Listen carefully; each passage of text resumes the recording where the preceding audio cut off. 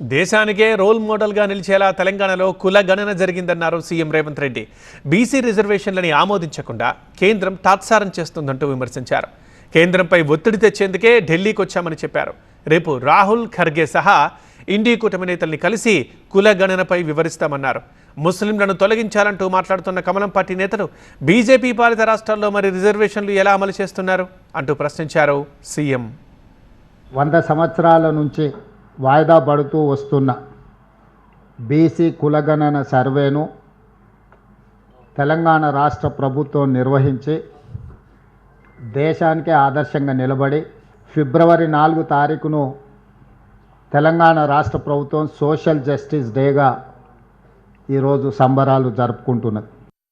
కేంద్ర ప్రభుత్వం తెలంగాణ రాష్ట్ర ప్రభుత్వం పంపించిన విద్యా ఉద్యోగ అవకాశాలకు సంబంధించిన 42% రిజర్వేషన్ల చట్టాన్ని, అదేవిధంగా స్థానిక సంస్థలలో రాజకీయ రిజర్వేషన్ల చట్టాన్ని ఆమోదించకుండా తాత్సారం చేస్తుంది.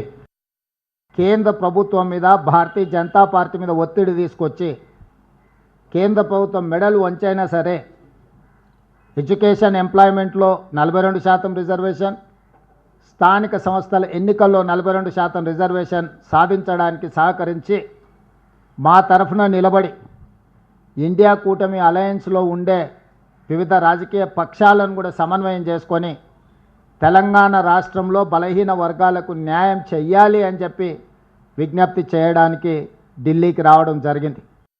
తెలంగాణ రాష్ట్ర అధ్యక్షుడిగా మారిన రామచంద్రరావు గారు, మీరు ఎలా చేస్తారు, మీరు హామీ ఇచ్చుకుంటే మీరే చేసుకోండి, లేకపోతే ముస్లింలను రిజర్వేషన్ల నుంచి తొలగించండి అని చెప్పి వితండవాదం చేస్తున్నాడు. ఇవాళ బీజేపీకి ఒక రాజ్యాంగం, కాంగ్రెస్ పార్టీకి ఇంకొక రాజ్యాంగం లేదు.